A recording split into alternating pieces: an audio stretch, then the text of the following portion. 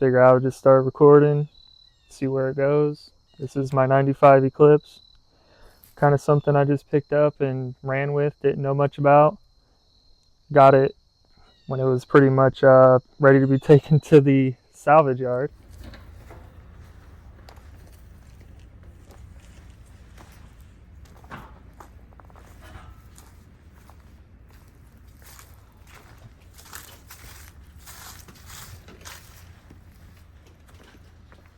And I picked it up from my cousin for $500 and got it back and running. Kind of just took my time with it. Kinda. I was pretty excited to get it running and do everything I wanted to do with it. Even though it was January when I got it, I was still pretty committed to working on it before work. These cars are strange. They got grounds on the drive shaft. Pretty sure that goes there. Somewhere around there. Figuring out what needed to be put together next to get it running. I didn't even know if it would run, honestly, when I got it. But yeah, it's a fun little car. Yeah, I found a boost leak on it, and I'm going to be putting on a new hose that goes from the PVC to the intake manifold. Keep that boost in.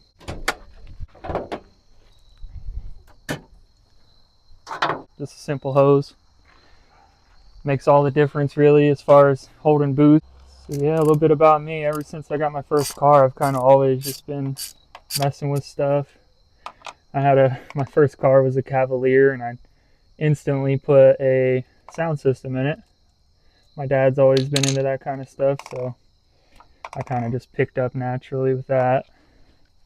So almost every car I've owned has had a sound system in it. I got an Outback with a Resilient Sound Team 15.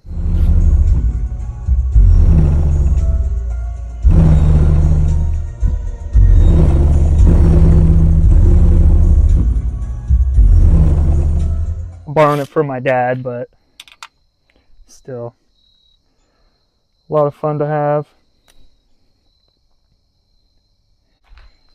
Every time I do anything with them, they just shred. Eventually going to need a catch can setup because covered in oil just from that little hose. This car hasn't really given me too many problems, but it definitely has a bad reputation for always breaking down, always being unreliable, always needing work. But I mean, anytime you modify anything, it's just going to be that way. That's just the reality of it.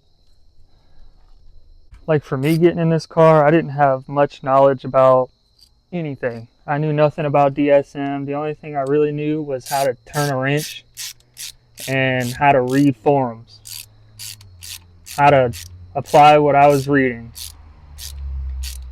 My dad has showed me a lot. I'm lucky to have someone like that in my life to help me be self-sustained and not rely so much on other people to do stuff. But this thing has been a huge learning curve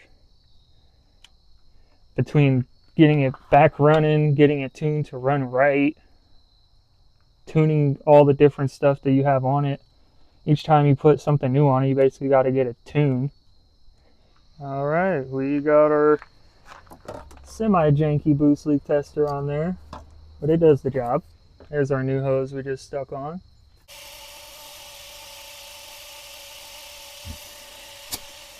We'll know we're at 15 because our boost controller is letting us know by leaking out all the air. But we can spray here and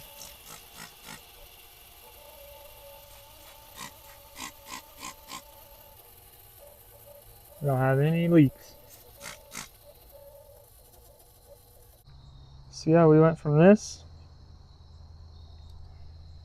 to that. I don't see any bubbles.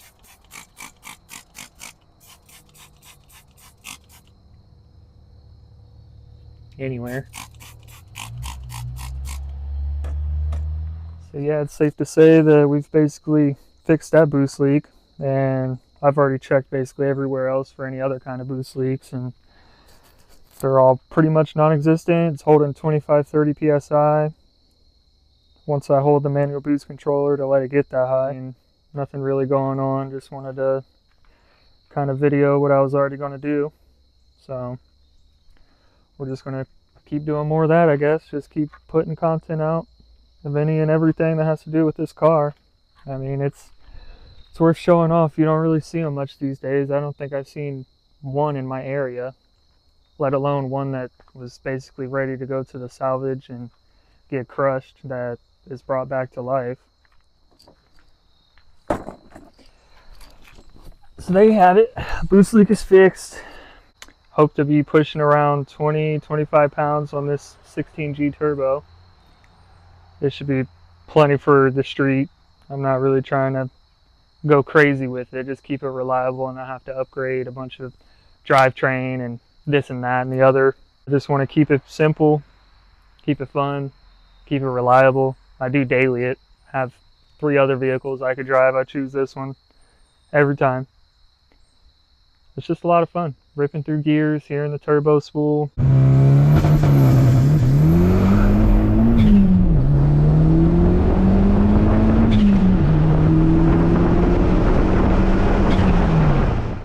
I really enjoy it. It's kind of a shame that they're not as popular anymore, but that's also what makes it even more enjoyable to have. It's like a time capsule, and a lot of people who don't know what they are and they get a ride, they're like, wow, I did not expect that. My fiance likes to mess with me and say it looks like a Cavalier, which is, that's messed up, but it is what it is.